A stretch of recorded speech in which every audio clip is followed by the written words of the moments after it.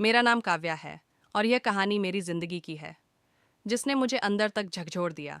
सब कुछ उस दिन शुरू हुआ जब मेरी माँ सीमा अचानक मेरे कमरे में आई और कहा कि मुझे आज रात अपनी बहन प्रिया के पति अर्जुन के कमरे में जाना होगा। मैंने चौंकते हुए कहा, माँ, ये आप क्या कह रही हैं? ये गलत है।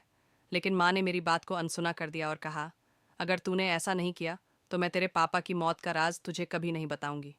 मेरे पापा की मौत का राज, ये सुनकर मेरे अंदर तूफान मच गया। बचपन से ये सवाल मेरे मन में था कि पापा की मौत कैसे हुई, और अब माँ ये कह रही थी कि उनके पास इसका जवाब है। मैंने माँ से मना किया, लेकिन उन्होंने और प्रिया ने मुझे अर्जुन के कमरे में जाने के लिए मजबूर किया। उन्होंने मुझे एक स्लीपिंग गाउन दिया और कहा, इसे पहन और चुपचाप कमरे में चली जा। अर्जुन को नशे की गोलियां दी जा चुकी हैं, उसे कुछ भी याद नहीं रहेगा। मजबूरी में मैंने वह गाउन पहना और कमरे में गई। उस रात मेरी आत्मा मर गई, लेकिन अर्जुन के पास रहकर मुझे एक अजीब सा सुकून मिला, जो मुझे खुद समझ नहीं आया। जब मैं कमरे से बाहर निकली तो माँ और प्रिया मुस्कुरा रही थीं और कह रही थीं, अब सब ठीक हो जाएगा। मुझे समझ नहीं आया कि उनका मतलब क्या है। कुछ दिनों बाद मैंने माँ और प्रिया की बातचीत सुनी, जिसमें माँ ने कहा, अगर काव्या अर्जुन के बच्चे की माँ बन गई तो प्रॉपर्टी अर्जुन के नाम हो जाएगी और हमारी सारी समस्याएं खत्म हो जाएंगी। प्रिया ने जवाब दिया, हाँ, और अर्जुन को कुछ भी पता नहीं चलेगा। यह सुनकर मेरे पैरों तले ज़मीन खिसक गई।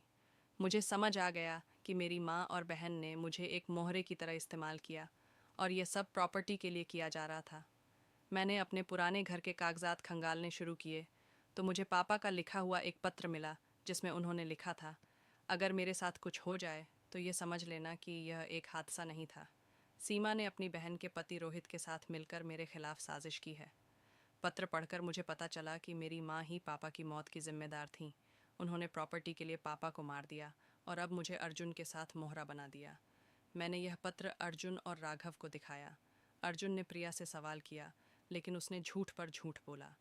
अर्जुन ने कहा, तुम लोगों ने काव्या की ज़िंदगी बर्बाद कर दी और मैं अब यह सहन नहीं करूँगा। मैंने राघव को भी सारी सच्चाई बताई। वह पहले टूट गया, लेकिन फिर उसने मेरा साथ दिया और कहा, काव्या, अब तुम्हें अपनी माँ और प्रिया के खिलाफ खड़ा होना होगा। मैंने माँ और प्रिया के खिलाफ केस दर्ज कराया। पापा की मौत की जांच दोबारा शुरू हुई और माँ ने कोर्ट में कबूल कर लिया कि उन्होंने अपने स्वार्थ के लिए पापा को मरवाया था। प्रिया को अर्जुन ने छोड़ दिया और खुद को इस झूठ से आज़ाद किया।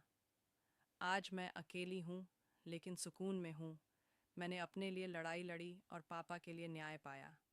अर्जुन अपनी नई जिंदगी शुरू कर चुका है और राघव ने मुझे माफ़ कर दिया और अपनी राह चुनी। यह कहानी गुनाह, साजिश और सच्चाई की जीत की है। यह मेरी कहानी है।